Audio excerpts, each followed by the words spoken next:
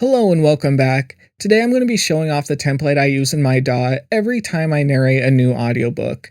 Templates are really nice to have because you can throw in all your usual plugins, all your usual settings, and have it set every time you start a new project.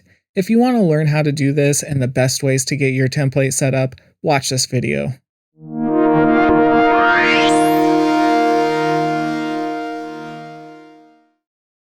Okay, so this is what Logic looks like every time I open up my audiobook template. If you use a different DAW, it's not a big deal. They all have the same sort of features, and you can use templates in pretty much every DAW I know of. But I mean, the main features I have here are that all my tracks are already laid out for me. They have all their plugins in there, and I have a track window open up down here. So all of these things are things that I like to have every time I start a project. The first file here is the opening and closing credits that I would use for an audiobook, and that's the first thing I generally start off with. Under that, I have different files for every chapter. All I had to do is throw in the chapter name, and it is good to go.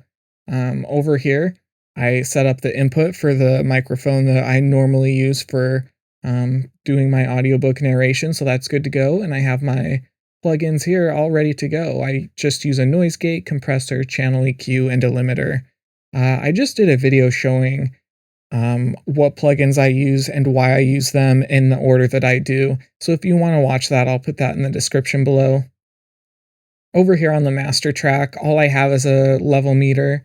This is something that just shows your, obviously, your sound level for each track, so I use that during the final part of the process when I'm going over it and making sure I'm meeting all of Audible's criteria for staying inside the range of sound that they want to have.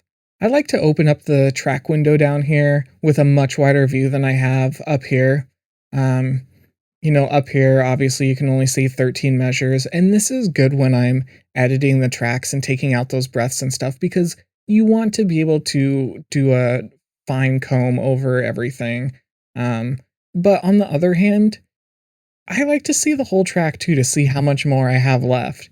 It's probably a psychological thing, but it's nice to say, oh, hey, I'm 80 bars through this edit, and the file's 200 measures long, so I'm nearing on halfway done with editing this.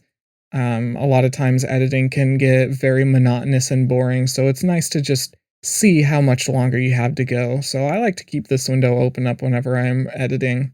And then the only other thing I did is turn this snap function off. If it's on, obviously when you like highlight or, drag things to shorten them or extend them, it will snap to the bar lines, which is nice a lot of times. But when you're doing little minute edits of audio and you just want to get that breath out without taking out the end of one word and the beginning of another, you might want a little more control over it. So I just have it kind of, it doesn't snap at all. It's just kind of free moving. So I can, highlight just enough of that audio file and edit out just what I need to edit out.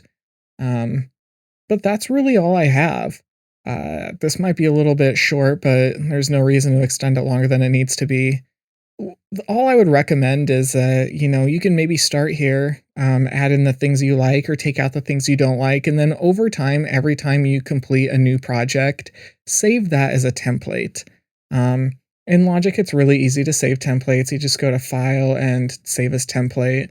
So if I've made any tweaks to my, audio files that I think I want to do every single time I record an audiobook, I will save a copy of the whole project, and then that way I can go through and delete all the audio files and stuff that doesn't pertain to anything but that one project, and then I can save it as a template. And if you just save the template as the same name every time, it'll just keep overriding your old template, and you'll have your new one set up for you next time you go to create another audiobook. Yeah, just play with it, and over time it'll get better and better until you really don't need to tweak anything when you start a new project. If you have any questions about this, let me know in the comments below. I'm always there, and I'm always willing to help out. If there's any other videos you want me to do, let me know that in the comments as well. I hope you liked this one. If you did, give it a like and subscribe to my channel for more videos. That would really help me out a lot. Um, Thanks for watching, and I hope to see you next time.